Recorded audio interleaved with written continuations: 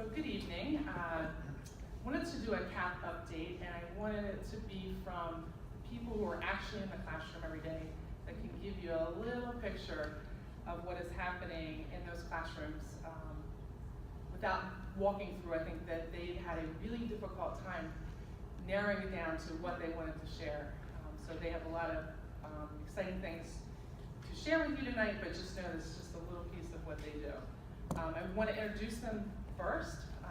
We have first Mrs. Evans, Barbara Evans, is the HOB CAP teacher.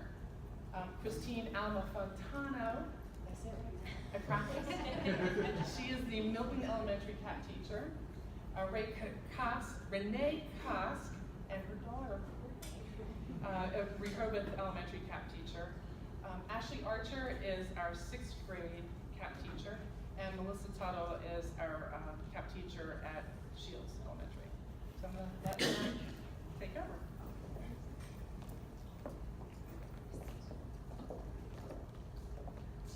Well, the first thing we did as a team when we were first hired was we created a mission statement, and that mission statement has meant so much to me. I refer to it all the time. So I wanted to share the mission statement with you and show you some examples of how we really are following our mission statement in our classrooms every day.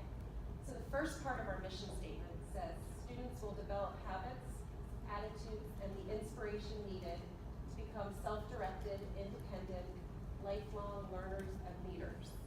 And the word inspiration is actually, I put inspire across the front of my classroom because I want to inspire these kids.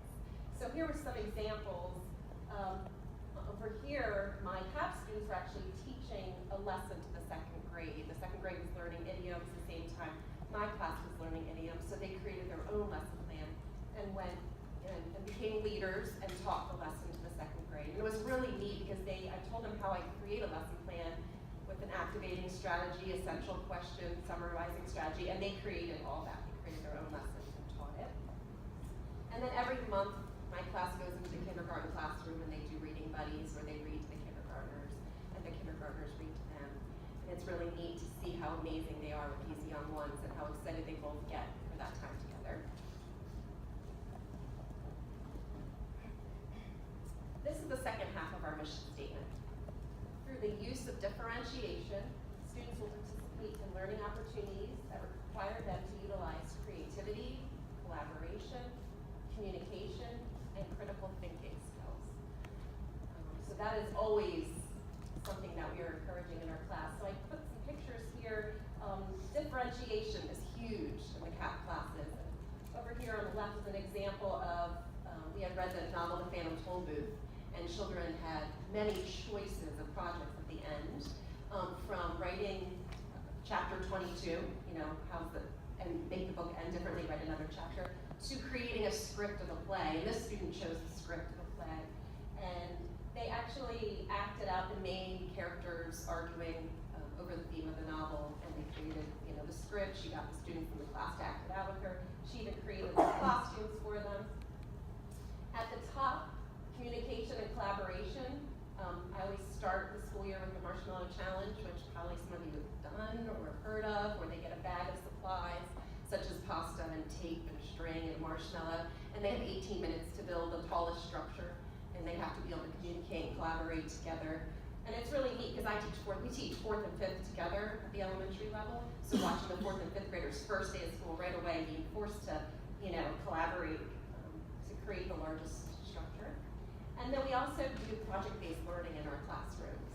And that's a picture of a door in my room where I put our driving question. And this driving question was, how can we use generalizations we have learned about time to further explore the concept of time? We were talking all about time this year. That's the theme in our classroom.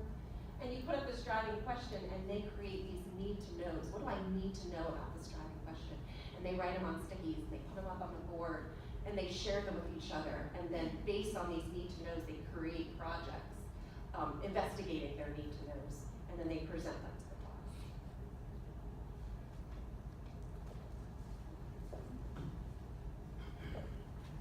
Hello there, I'm Christina Malfitano, proud teacher of the CAP program at Milton Elementary. And one thing I'll have to say is these kids ask a lot of questions. And it's great because sometimes they're posing questions that I had never thought of myself. And so they're always inquiring, they're always asking. One thing that's great about this program is the kids have a lot of access to technology. And so we do something called a flipped classroom, where the kids will learn through the technology, learning videos that are online, and then they'll come back to me and we'll teach. We'll make sure they're understanding the concept, the standard. And one of the things we talked about, wouldn't it be great, rather than just watching someone they don't know online or listening to their teacher, once again, they can create their own learning videos. So that's what they did. So in the beginning of the school year, this picture here is two fifth graders, and they're teaching the rest of the class through a learning video, multi-digit multiplication. So there's numerous strategies that they can use, and so each group would pick one of these strategies, these multiplication strategies, and they'd go through with a graphic organizer, figure out how they were going to best teach it to their peers. And what was great is then I was able to put it on my website.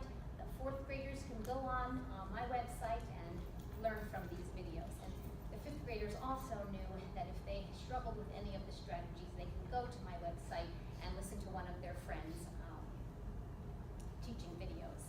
We then watched them together as a class. We used error analysis to give each other suggestions. We gave each other positive comments, and a multitude of different strategies were used: math, number sense, speaking, listening, writing, and the kids loved it. It was a great project.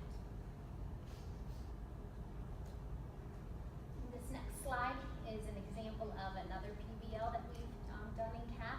This one was done around the holiday times, where the kids were asked to be toy designers. And so I gave them different recycled materials that I had found around my house and the classroom, and they had to use these materials to create their own toy. So creativity was used, collaboration, critical thinking, to design and build these toys. What they also had to do was create a commercial. They had to create a jingle for this new toy. They had to create a blueprint for it, and then they were asked also to write a persuasive essay from the point of view